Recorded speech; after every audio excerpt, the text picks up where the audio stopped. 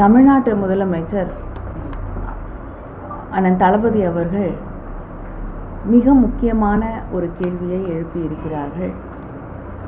தொகுதி மறுசீரமைப்பு என்பது தமிழ்நாட்டை பாதிக்காத வகையிலே, தென் மாநிலங்களை பாதிக்காத வகையிலே, முக்கியமாக மக்கள் தொகையை கட்டுப்படுத்தி இருக்கக்கூடிய மாநிலங்களை பாதிக்காத வகையிலே அது செய்யப்பட வேண்டும் என்று கோரிக்கை வைத்திருக்கிறார்கள். அதற்காக அனைத்து கட்சி கூட்டத்தையும் அழைத்திருக்கிறார்கள். வராத சில கட்சிகளிடமும் கௌரவம் பார்க்காதீர்கள், இது தமிழ்நாட்டுடைய நலனை மையமாக கொண்ட ஒரு கூட்டம், அதனால் நம்முடைய உரிமைகளுக்காக நாம் இணைந்து குரல் கொடுக்க வேண்டும், அதனால் தனிப்பட்ட கௌரவ உணர்வுகள், தனிப்பட்ட விருப்பு வெறுப்புக்காக தமிழ்நாட்டு நலனை பலி கொடுக்காதீர்கள் என்ற கோரிக்கையும் வைத்திருக்கிறார். முதலமைச்சர் அவர்களுடைய இந்த கேள்விக்கு, அதாவது தொகுதி பங்கீடு என்பது, மறுவரை என்பது தமிழ்நாடை பாதிக்கக்கூடாது என்ற அந்த கருத்துக்கு சமீபத்திலே தமிழ்நாடு வந்திருந்த உள்துறை அமைச்சர் அமித்ஷா அவர்கள் ப்ரோராட்டா பேசிஸில் தமிழ்நாட்டுடைய மக்கள் தொகை அந்த அடிப்படையிலே அது நடந்தாலும், மறுவரை நடந்தாலும், அந்த தொகுதி சீரமைப்பிலே தமிழ்நாட்டுக்கு எந்த குறைப்பும் இருக்காது, எண்ணிக்கையிலே நம்மளுடைய எம்பிக்களுடைய எண்ணிக்கையிலே குறையாது அப்படிங்கிற மாதிரி ஒரு கருத்தை சொல்லியிருந்தார். ஆனால் அது ஒரு தெளிவை தருவதற்கு பதில் பல குழப்பங்களை உருவாக்கி இருக்கிறது. ஏன்னா இன்னைக்கு இதுவரைக்கும் எடுக்கப்பட்டிருக்கக்கூடிய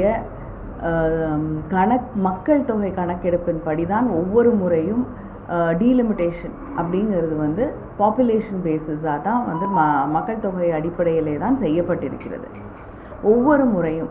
ஆனால் மக்கள் தொகையை கட்டுப்படுத்த வேண்டும் என்ற உணர்வு நாடு முழுவதும் உருவாக்கப்பட்ட பிறகு, 71ஆம் ஆண்டுக்கு பிறகு மக்கள் தொகை கணக்கெடுப்பும் நடக்கவில்லை.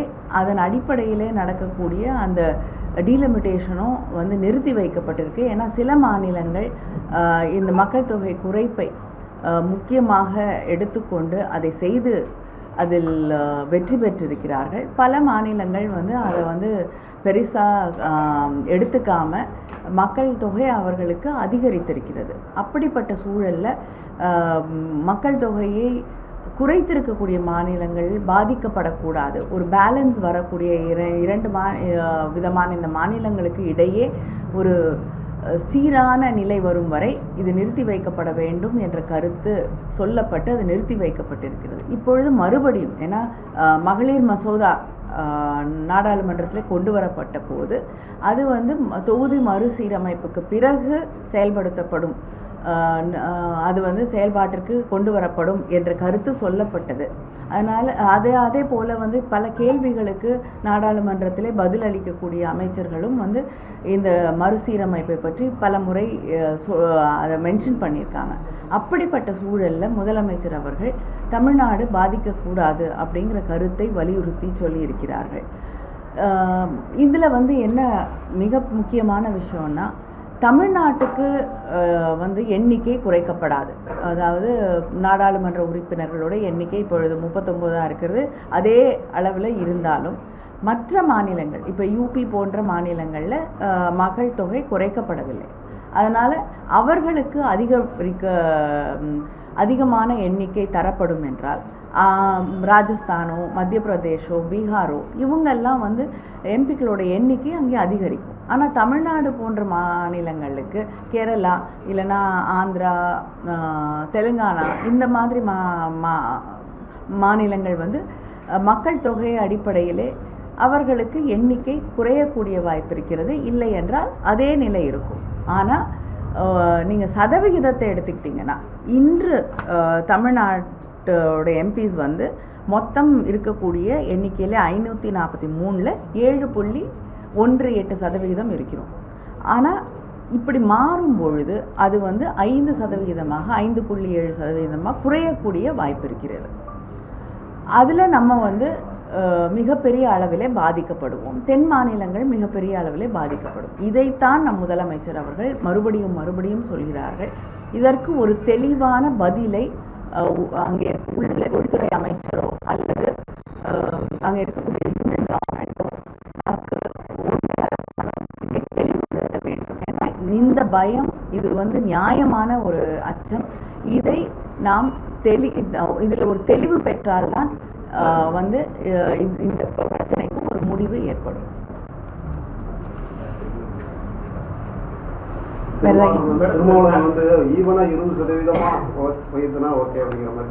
இல்லைங்க, பலருக்கு பல கருத்துக்கள் இருக்குது. இதை வந்து எப்படி சரி செய்கிறது, இது வந்து தமிழ்நாடு பாதிக்கப்படாமல், தென் மாநிலங்கள் பாதிக்கப்படாமல் இதை செய்கிறதுக்கு வந்து பல்வேறு கருத்துக்கள் சொல்லப்படுகிறது.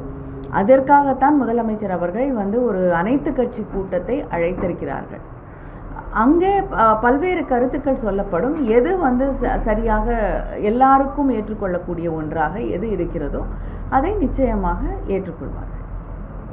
ஃபஸ்ட்டு ஒரு டிஸ்கஷன் வேணும்ல, அந்த டிஸ்கஷனுக்கே சில கட்சிகள் வர தயங்குகிறார்கள். பிஜேபியும் அங்கே வந்து நியாயமாக அவங்களுடைய கருத்துக்களை சொல்லலாம். உள்துறை மினிஸ்டர் வந்து ஒரு பிரைவேட் ஃபங்க்ஷன்ல தான் வந்து பேசியிருக்காரு. அதை ஆத்தென்டிக்காக நம்ம எடுத்துக்க முடியுமா? அது எப்படி நீங்கள் அதை வச்சு சிஎம் பேசுறது வந்து மக்களை வந்து திசை திருப்பம் செய்யணும்னு சொல்லி அண்ணாமலை ஏன் உள்துறை அமைச்சர் எங்கே தனியாக பேசினாலும் இல்லைன்னா வந்து ஒரு பொலிட்டிக்கல் ஸ்டேஜில் பேசினாலும் உள்துறை அமைச்சர் தானே. ஸோ அவருடைய கருத்தை வந்து அப்போ வந்து அவர் வந்து தனியார் மேடையில் பேசினா அதை எடுத்துக்கக்கூடாது, வந்து பார்லிமெண்ட்டில் பேசினா மட்டும்தான் வந்து அவர் உள்துறை அமைச்சர், அப்பொழுதுதான் அவரோட கருத்துக்கு மதிப்பளிக்க வேணும்னு அவங்களே சொல்கிறாங்களா? அவங்க தெளிவுபடுத்தணுங்கிற வார்த்தை சொல்லாமல் நீங்கள் எடுத்தோடனே ஸ்டார்டிங் ஆல் பார்ட்டி மீட்டிங் அப்படிங்கிறது இல்லையா? ஆல் பார்ட்டி மீட்டிங்லேயும் தெளிவுபடுத்துவதற்கான ஒரு ஒருமித்த குரலை எழுப்ப முடியும் இல்லையா?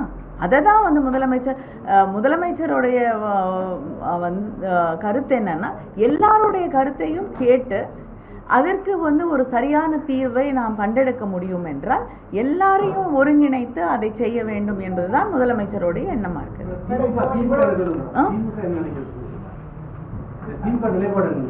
திமுகவுடைய நிலைப்பாடு தமிழ்நாடு, தென் மாநிலங்கள், மக்கள் தொகையை குறைத்திருக்கக்கூடிய மாநிலங்கள் பாதிக்கப்படக்கூடாது அப்படிங்கிறது தான் நம்முடைய நிலைப்பாடு.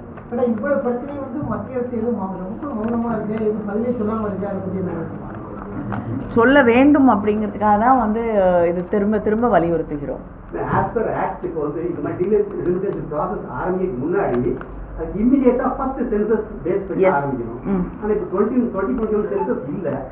இல்லைங்க, இப்போ வந்து சென்சஸ் விமென்ஸ் ரிசர்வேஷன் பில் வந்தபொழுது சென்சஸ், அதுக்கப்புறம் வந்து டீலிமிட்டேஷன், அதுக்கப்புறம் தான் அது வந்து நடைமுறைக்கு வரும் அப்படின்னா, அதனால ஃபர்ஸ்ட் சென்சஸ் எடுக்கணும். ஆனால் இதை வந்து நீங்கள் வந்து டீலிமிட்டேஷனை தொகுதி மறுசீரமைப்பை வந்து நீங்கள் அந்த பாப்புலேஷன் மக்கள் தொகை கணக்கெடுப்பின்படி மட்டுமே செய்தீர்கள் என்றால் தமிழ்நாடு மிகப்பெரிய அளவில் பாதிக்கப்படும். இப்போ நீங்கள் அவங்க சொல்கிறபடி வந்து இப்போ இருக்கக்கூடிய இதே எண்கள் 543 அப்படிங்கிறத வச்சுட்டு நீங்கள் அந்த தொகுதிகளை சீரமைச்சிங்கன்னா நமக்கு வந்து பாதிக்கப்படும். நம்ம வந்து கிட்டத்தட்ட 8லேருந்து 9 தொகுதிகளை இழக்க நேரிடும், எம்பிக்களை இழக்க நேரிடும். ஆனால் அவங்க இல்லைன்னா 848 இன்க்ரீஸ் பண்ணி நமக்கு வந்து நம்பர்ஸ் அதிகம் ஆகலாம். ஆனால் அதே நேரத்தில் பர்சன்டேஜ் வந்து கம்மியாகும். அதுதான் நமக்கு இருக்கக்கூடிய பயம். வந்து இப்போ 7 இருக்கிறது 5 குறைந்து விடும். என்னங்க வைஸ் நம்ம வந்து 42nd அமெண்ட்மென்ட் 84th அமெண்ட்மென்ட் ரெண்டு தடவை தள்ளி போட்டுருக்கோம். ஏன்னா அந்த ஸ்டெபிலைஸ் ஆகல, பாப்புலேஷன் ஸ்டெபிலிட்டி அதே காரணத்தால இல்லைங்க. அதுதான் நாம் என்ன சொல்கிறோன்னா, பார்லிமெண்ட்லேயோ இதுலேயோ ஒரு ஆரோக்கியமான டிபேட்டும் டிஸ்கஷன் பண்ணணும். எல்லாருடைய கருத்தும் கேட்கப்பட்டு அதுக்கு என்ன யாரையும் பாதிக்காத வகையிலே ஒரு எந்த வழியை நாம் பின்பற்ற வேண்டும் அப்படிங்கிறத வந்து ஒரு டிபேட் இருந்து வந்து விவாதம் இருந்தால்தான் நம்ம வந்து கண்டுபிடிக்க முடியும் ஒரு தீர்வை. இல்லைங்க, திமுக சார்பிலே ஒரு கருத்தை சொல்றது அப்படிங்கிறது இல்லை. அதை இல்லைங்க, இல்லை ஒரு நிமிஷங்க. அது நாம் திமுக இல்லை ஒரு செகண்ட், அந்த திமுக சார்பாக ஒரு கருத்தை சொல்லக்கூடாது, தமிழ்நாட்டின் சார்பிலே ஒரு கருத்தை சொல்ல வேண்டும் என்பதற்காக தான் முதலமைச்சர் வந்து ஒரு ஆல் பார்ட்டி லீடர்ஸ் எல்லா கட்சிகளையும் சேர்ந்த தலைவர்களை அழைத்து ஒரு கூட்டம் நடத்துகிறார்கள். அதனால் அங்கே வந்து திராவிட முன்னேற்ற கழகத்தின் தலைவர் முதலமைச்சர் அவர்கள் திராவிட முன்னேற்ற கழகத்தின் கருத்தை சொல்லுவார். ஆனால் இப்பொழுது அடிப்படையாக இருக்கக்கூடிய கருத்து அப்படிங்கிறது வந்து நமக்கு வந்து எந்த பாதிப்பும் வரக்கூடாது அப்படிங்கிறது தான்.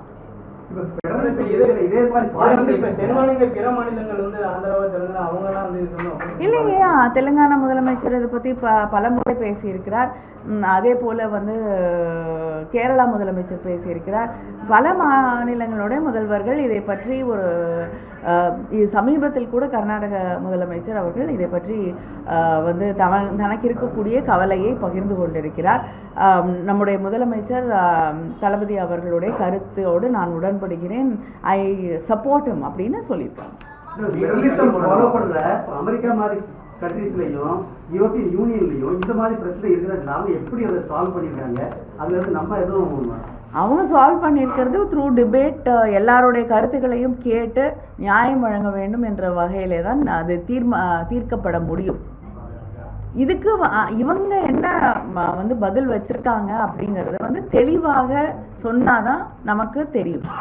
அதன் மேலே வந்து நம்ம வந்து விவாதம் கொண்டு வர முடியும்.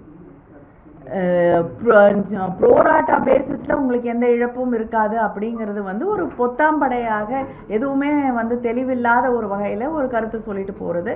அதுவும் அவங்க கட்சிக்காரங்களே வந்து அது தனி மேடையில் சொன்னது பொது மேடையில் சொல்லலைன்ற மாதிரி விவாதங்களை கிளப்புவது குழப்பத்தை தான் அதிகரிக்குது. இப்போ இந்த ஆக்ட் படி நம்ம வந்து பாப்புலேஷன் அவுட்ரைட்டாக நம்ம வந்து இக்னோர் பண்ணிட்டு அந்த பாப்புலேஷன் பேசிஸ் பண்ணுறதை இக்னோர் பண்ண முடியாது இல்லைங்க. ஆக்ட் படி வந்து பாப்புலேஷன் அடிப்படையில் தான் நடந்திருக்கிறது. ஆனால் அப்பொழுது ஜனத்தொகை குறைக்க வேண்டும் அப்படிங்கிறது வந்து 71க்கு முன்னாடி அந்த இது கிடையாது, நிலைப்பாடு இல்லை. அதற்கு பிறகு நான் வந்து பல மாநிலங்கள் வந்து ஜனத்தொகையை மக்கள் தொகையை கட்டுப்படுத்த வேண்டும் அப்படிங்கிறத முனைப்போடு தமிழ்நாடு செயல்படுத்தி இருக்கிறது. அதனால நம்ம பாதிக்கப்படுறோம். சொல்லுங்க.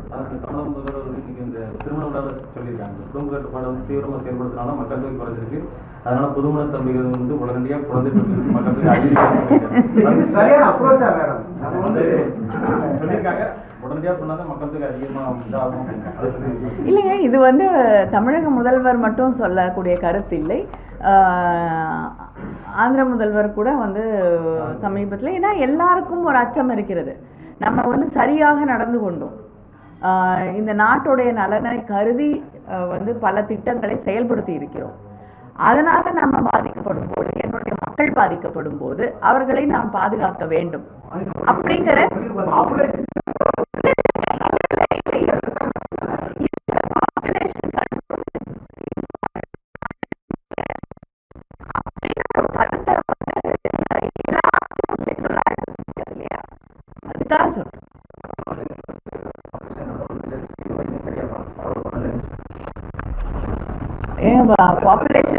கண்ட்ரோல் மெஷர்ஸ்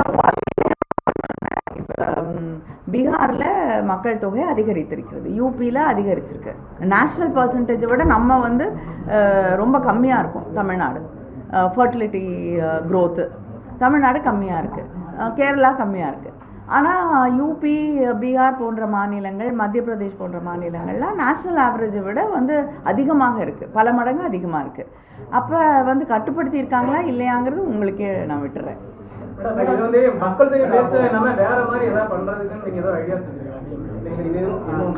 அந்த ஐடியாஸ்க்காகத்தான் இல்லைங்க, அந்த ஐடியாஸ்க்காகத்தான் வந்து முதலமைச்சர் வந்து ஒரு கூட்டத்தை கூட்டியிருக்காங்க.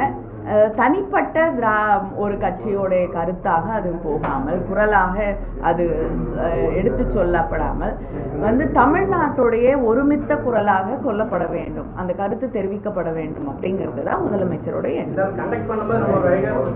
அது வந்து முதலமைச்சர் அங்கே சொல்லுவார். தெளிவான எதுவுமே கொடுக்கல அப்படிங்கிற மாதிரி சென்ட்ரல் கவர்மெண்ட் சொல்றீங்க.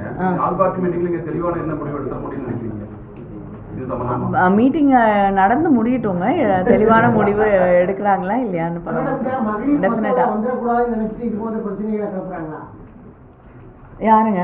இல்லை சென்ட்ரல் கவர்மெண்ட் இல்லைங்க, அவங்க மகளிர் மசோதாவை கொண்டு வரதா இருந்தால் நேரடியாக இப்போ இருக்கக்கூடிய சூழல்லையே நாங்கள் வந்து இருக்கக்கூடிய அந்த இன்னைக்கு இருக்க பார்லிமெண்ட்டில் இருக்கக்கூடிய நம்பர்ஸ்லேயே நாங்கள் வந்து 33% கொண்டு வருவோம் அப்படிங்கிறத செஞ்சுருந்தாங்கன்னா அடுத்த தேர்தல்லையே அதை நடைமுறைப்படுத்துவோம் அப்படின்றத செய்திருந்தார்கள் என்றால் அவங்க மகளிர் மசோதா வர வேண்டும் என்று நினைக்கிறார்கள். அவங்க தொடர்ந்து அப்படிதாங்க வேணான்னு தான் ரொம்ப ப்ரெஷர் போட்டு தானே வந்து அவங்க அந்த மசோதாவே கொண்டு வராங்க. பார்லிமெண்ட் கூட்டத்தில் வந்து 40 எம்பிகளுடைய குரல்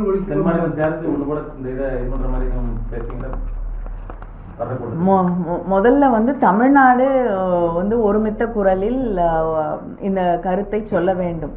அடுத்து நிச்சயமாக முதலமைச்சர் அடுத்த கட்ட நடவடிக்கையாக வந்து மற்ற மாநிலங்களில் இருக்கக்கூடிய தலைவர்களோடு இணைந்து பேசி இதை அடுத்த கட்டத்திற்கு நகர்த்தி செல்வார்கள். ஏன்னா இப்பொழுதே வந்து நிறைய மற்ற மாநிலங்களில் இருக்கக்கூடிய தலைவர்களாக இருந்தாலும் சரி, அங்கே இருக்கக்கூடிய முதலமைச்சர்களும் முதலமைச்சருடைய கருத்தை ஏற்றுக்கொண்டு எங்களுக்கும் அது போல் வந்து சில பயங்கள் கருத்துக்கள் இருக்கிறது அப்படிங்கிறத தெளிவாக வெளியே சொல்லியிருக்கிறார். மேடம், சமீப காலமாக திமுக ஆட்சியில் மக்கள் மத்தியில் அறிவிக்கிறது, அதனால தான் இந்த தொகுதி சீரமைப்பு மும்மொழி கொள்கையெல்லாம் அதிகமாக இழுத்து பேசுகிறாங்க. அவங்களுக்கு கருத்து மக்கள் மத்தியில் பொதுவாக இருக்குது. இல்லை, மக்கள் மத்தியில் இல்லைங்க, பிஜேபி மத்தியில் இருக்கலாம். இல்லைங்க, எனக்கு தெரிந்த வந்து மக்களை வந்து முதலமைச்சர் ஒவ்வொரு மாவட்டத்திலும் சென்றும் போது சந்திக்கிறார். அதிருப்தியோடு வரக்கூடிய மக்களாக அவர்களை நான் தூத்துக்குடிக்கு வந்தப்போ கூட நான் பார்த்தேன். அதிருப்தியோடு மக்கள் வந்து முதலமைச்சரை வரவேற்கவில்லை, ஆர்வத்தோடு அன்போடு ஆசையோடு தான் வரவேற்கிறார்கள். அதனால் அதிருப்தியாக இருக்கிறதா, ஏன்னா ஒவ்வொரு நாளும் மக்களுக்கான எத்தனையோ திட்டங்களை நிறைவேற்றி கொண்டிருக்கிறோம், அது மக்களை சேர்ந்து அடைகிறது. இந்த புதிய கல்விக் கொள்கை அப்படிங்கிறது வந்து அதில் இருக்கக்கூடிய பிரச்சனை அப்படிங்கிறது திராவிட முன்னேற்றக் கழகம் அதை உருவாக்கவில்லை. நீங்கள் புதிய கல்விக் கொள்கை பொதுப்பட்டியலில் இருக்கக்கூடிய ஒரு விஷயத்தை கல்விக் கொள்கையிலே நீங்கள் வந்து மும்மொழி கொள்கையை ஏற்றுக்கொள்ள வேண்டும், புதிய கல்விக் கொள்கையை நீங்கள் ஏற்றுக்கொள்ள வேண்டும். அப்பொழுதுதான் உங்களுக்கு நாங்கள் தர வேண்டிய உங்கள் பிள்ளைகளுக்கு படிக்கிறதுக்கு நாங்கள் தர வேண்டிய நிதியை அப்பொழுதுதான் நாங்கள் வந்து ரிலீஸ் பண்ணுவோம். தரணுன்னா நீங்கள் NEPயில் கையெழுத்து போடுங்க அப்படின்னு யார் வந்து இதை கொண்டு வந்து நம்ம மீது திணிப்பது? அது வந்து ஒன்றிய அரசாங்கம். ஸோ நம்ம வந்து அந்த பிரச்சனையை உருவாக்கலை, பிரச்சனையை உருவாக்கி இருக்கக்கூடியவர்கள் அவர்கள்.